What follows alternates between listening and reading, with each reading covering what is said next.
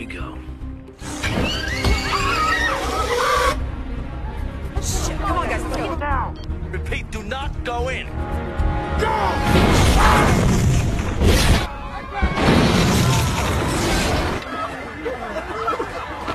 up all the hostages. Anyone comes out, you... Hai Sobat Film, bertemu lagi bersama saya yang kembali akan membahas alur singkat film secara singkat, padat, dan tentunya tanpa basa-basi. Dan film yang akan kita bahas kali ini berjudul Chaos yang dirilis pada tahun 2005. Tanpa banyak bacot, bagaimana kalau kita langsung saja ke TKP? Pada awal film memperlihatkan sebuah aksi pengejaran yang dilakukan oleh pihak kepolisian terhadap seorang bandar narkoba dan perampokan bernama John Curtis, yang berakhir pada sebuah penyanderaan terhadap seorang putri anggota Kongres. Setelah itu, wanita tersebut kemudian koit setelah suatu kesalahan teknis yang dilakukan oleh sepasang detektif yang mengejarnya bernama Connor Quentin dan juga rekannya yang bernama Jason York. Yang mana atas kejadian tersebut begitu menghebohkan media hingga membuat detektif Connor mendapatkan skorsing, sedangkan rekannya yang bernama detektif York dipecat hingga membuatnya kini menghilang. Beberapa hari pasca kejadian tersebut, sekelompok pria misterius ditampilkan sedang merampok sebuah bank, yang mana pemimpin dari kelompok tersebut diketahui bernama Lawrence. Setelah berhasil menjalankan rencananya dengan mengunci bank tersebut dan juga meledakkan bagasi uang, Lawrence kemudian berbicara dengan seorang detektif yang telah membuat Connors Discord bernama Detektif Salo, yang mana dalam obrolan tersebut Lawrence meminta satu hal yang harus dipenuhi, yaitu ingin berbicara dengan detektif Connors yang saat ini telah dibebas tugaskan. Mendengar hal tersebut, Connors pun kemudian langsung dijemput oleh atasannya yang ditemani langsung oleh seorang detektif muda bernama Sen, yang mana Sen nantinya akan menjadi partner baru untuk Connors. Singkatnya, Connors akhirnya tiba di bank tersebut untuk memenuhi permintaan Lawrence. Diperlihatkan, Salo yang tak menyukai Connors atas kegagalannya yang terjadi di jembatan sebelumnya merasa keberatan dengan keputusan kaptennya yang kini malah menunjuk Connors sebagai pemimpin regu. Atas hal tersebut, dia pun kemudian memutuskan untuk pergi. Setelah hal tersebut, Connors pun langsung berbicara dengan Lawrence yang sebelumnya telah memintanya. Yang mana dalam pembicaraan tersebut, Lawrence mengatakan tentang sebuah teori-teori chaos yang begitu membingungkan Sen. Setelah itu, Connors dan yang lainnya pun yang menyadari tentang Lawrence yang hanya ingin mengulur-ulur waktu itu, kemudian mencoba melakukan sebuah pergerakan dengan cara menerobos bank itu tepat sesaat sebelum listrik pada bank itu dipadamkan. Bersama anggota SWAT, Connors bersama timnya pun akhirnya bergerak. Namun sialnya, pergerakan Connors tersebut diketahui oleh Lawrence, yang kemudian membuat sebuah jebakan dengan menggunakan dua orang sandera yang dia gantung. Petugas SWAT yang tak menghiraukan perkataan Connors malah bergerak sendiri hingga membuat mereka termakan jebakan Lawrence dengan sebuah ledakan yang kini menimpa mereka. Atas hal tersebut, kelompok Lawrence pun berhasil kabur dengan memanfaatkan kekacauan yang dihasilkan oleh ledakan besar itu, meski para sandera kini telah berhasil selamat.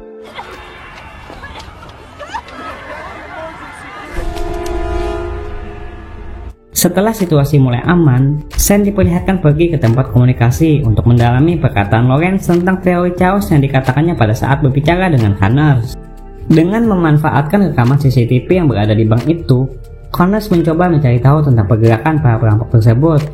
Hingga pada akhirnya dia dipanggil oleh atasannya yang kini sedang berbicara bersama anggota FBI. Dijelaskan, kasus perampokan yang menargetkan sebuah bank itu ternyata juga telah terjadi beberapa hari yang lalu di tempat lain, yang kemungkinan dilakukan oleh orang yang sama yang diklaim telah mengincar harta seorang sultan dari Arab. Melihat kekacauan yang telah terjadi hari ini, sang kapten terlihat kesal kepada Connors atas operasi hari ini yang dinilainya telah gagal.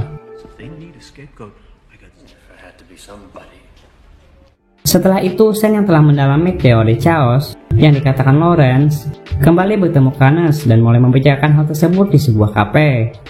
Namun, Connors yang tak terlalu menanggapi hal tersebut dan kemudian malah meninggalkan Sen pergi dengan meninggalkan uang $10 yang kemudian ditukar oleh Sen dengan uang $20 miliknya. Setelah itu mereka kembali ke TKP.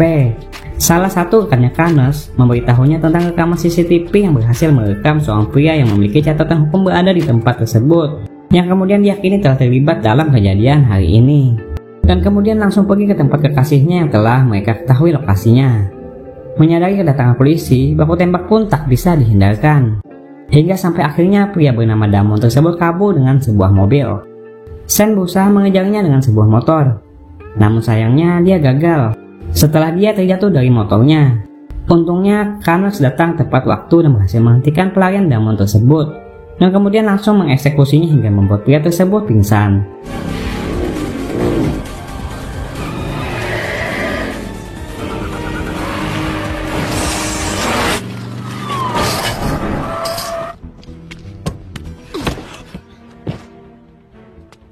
Saat mereka kembali ke TKP, mereka menemukan uang hasil rampokan Damon dan juga timnya yang ternyata bukan berasal dari uang hasil perampokan hari ini, melainkan berasal dari uang yang dijadikan barang bukti atas perampokan sebelumnya yang pernah terjadi yang kini telah diamankan oleh pihak kepolisian.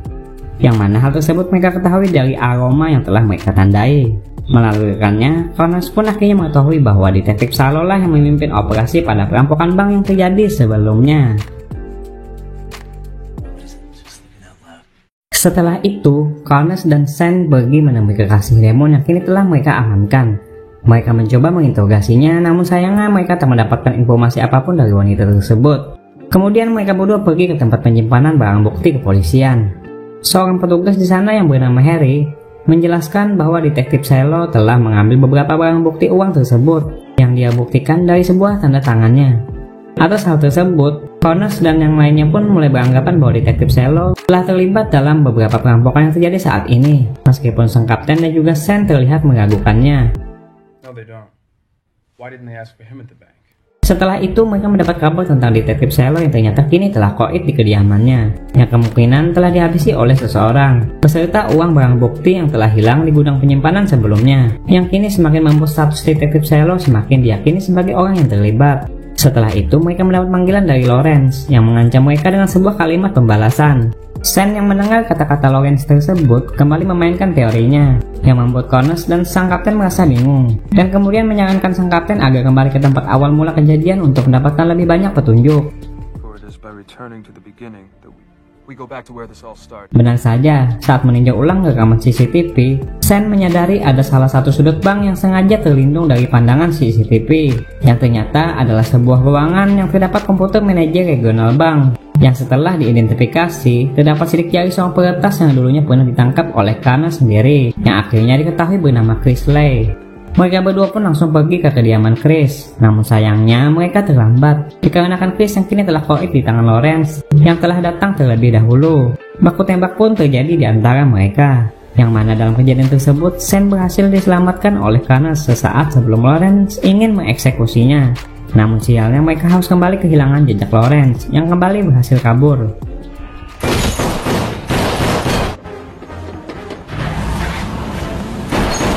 Setelah itu mereka berdua pergi ke rumah sakit untuk menginterogasi Damon yang telah sadar. Sen yang melakukan interogasi menipu Damon dengan menyuntikkan morfin ke dalam infusnya, yang sebenarnya hanyalah sebuah larutan garam. Alhasil, Damon yang ketakutan itu pun akhirnya bersedia memberikan semua informasi tentang Lawrence kepada mereka berdua.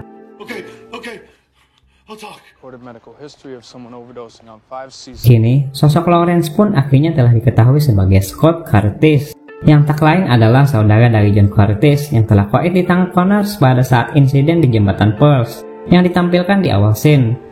Melalui dua anak buahnya yang kini telah berhasil terlacak keberadaannya, Connors dan yang lainnya pun kemudian langsung bergegas ke tempat tersebut. Selama di perjalanan, Connors sempat menceritakan peristiwa yang terjadi di jembatan Pearls yang membuatnya diskors. Setelah sampai, Connors memerintahkan semua timnya untuk menunggu sampai Lawrence alias Scott hadir di tempat itu. Namun, sebuah pemicu di mobil Teddy berbunyi dan seketika membuat misi mereka ketahuan, yang kemudian langsung memicu baku tembak di kedua kubu tersebut. Connors dan timnya langsung menyergap kedua anak buah Scott yang kini bersembunyi di rumah tersebut, dan kemudian berhasil menemukannya hingga kembali memancing peperangan. Diperlihatkan Teddy berhasil menumbangkan salah satunya, begitu juga dengan Connors yang kini sedang bergulat. Namun sialnya, di tempat tersebut ternyata terdapat beberapa peledak yang siap untuk meledak. Untungnya, Teddy yang menyadari hal tersebut berhasil kabur dengan selamat. Namun sialnya tidak untuk Connors yang kini malah terjebak dan tak bisa kabur dari ledakan kedua yang seketika langsung membuat tempat tersebut hancur berkeping-keping. Terlihat, Scott datang dan memantau kejadian tersebut dari jauh.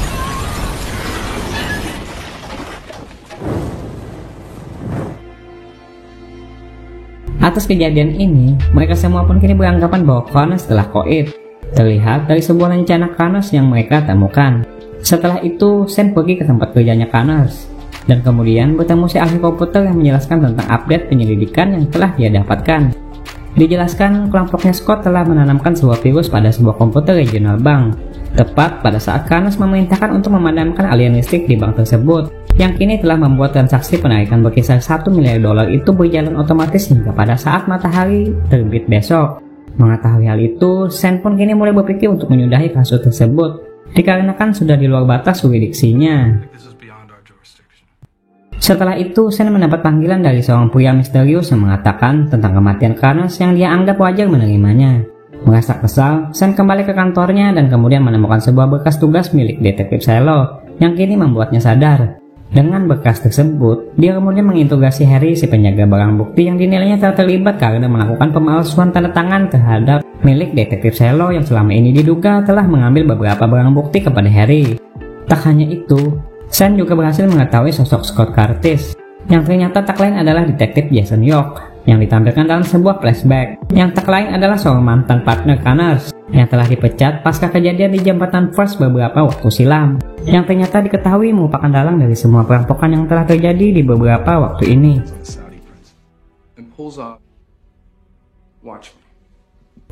Singkat cerita, dengan meminta bantuan dari si ahli komputer, Sen akhirnya berhasil menemukan keberadaan Jason York dengan cara melacaknya dengan nomor ponselnya dulu saat masih berhubungan dengan Harry. Setelah sampai di tempat itu, Sen langsung menyergap Scott alias York yang saat itu sedang makan di sebuah kafe. Namun sialnya, York berhasil mengelabui Sen yang lengah dan kemudian menyandera seorang karyawan hingga berhasil membuatnya kabur.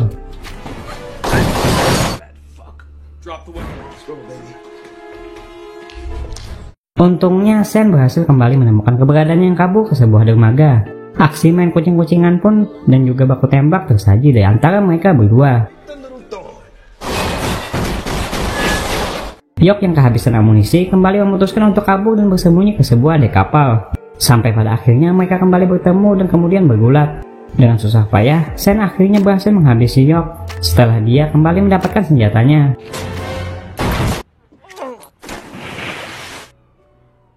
Setelah kejadian itu, para polisi akhirnya berdatangan. Sen yang telah selesai istirahat kemudian berniat ingin pergi dengan membayar tagihan makanannya. Nah, pada scene ini sebuah plot twist besar akhirnya diungkapkan. Pada saat Sen mengeluarkan uang untuk membayar makanan, Sen memegang uang $10 milik Connors yang dulu pernah dia tukar saat makan bersama di sebuah kafe. Ternyata uang tersebut memiliki aroma sebuah penanda yang sama persis dengan barang bukti yang telah disita petugas dalam kasus perampokan bank yang menyeret nama detektif Shiloh sebelumnya. Ya, dengan kata lain, Connors ternyata juga terlibat dalam kasus pengambilan uang barang bukti polisi tersebut. Menyadari hal itu, Sen langsung bergegas pergi ke rumahnya Connors. Saat ingin mencari informasi, Sen menemukan sebuah buku sains yang bertuliskan James Black yang bertema tentang kekacauan. Setelah berhasil memahami buku tersebut, Sen akhirnya mulai berpikir tentang Connors yang kemungkinan masih hidup. Setelah berhasil memasukkan ketidaktahuannya, dengan firasatnya yang begitu kuat, Sen menghubungi petugas bandara dengan mencari sebuah tiket pesawat yang dipesan atas nama Black, dan kemudian langsung bergegas ke bandara. Di tempat ini, Sen mendapat panggilan dari Connors yang ternyata memang benar masih hidup. Sambil mencari keberadaan Connors yang kini menyamar, Sen diberitahu Connors tentang semua kilas balik peristiwa sebenarnya yang kini dia ungkapkan, seperti kerjasamanya dengan York dan juga memalsukan kematiannya.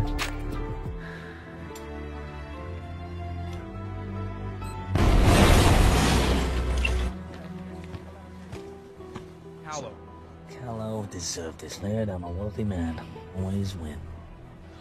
Setelah menceritakan semua alasannya tersebut, Connors pun akhirnya memutuskan panggilannya, yang tentu saja membuat Sen begitu kesal atas permainan Connors selama ini. Dengan menggunakan sebuah pesawat pribadi, Connors pun akhirnya berangkat dengan membawa uang curian tersebut yang tentu saja kini telah membuatnya begitu kaya. Film pun akhirnya selesai, benar-benar ending yang begitu mengagumkan. Nah, bagaimana menurut kalian tentang film ini? Terima kasih saya ucapkan karena telah bersedia mampir dan juga menonton alur cerita film yang saya sampaikan. Dan seperti biasa, sampai jumpa di video selanjutnya. Bye. Don't break anything.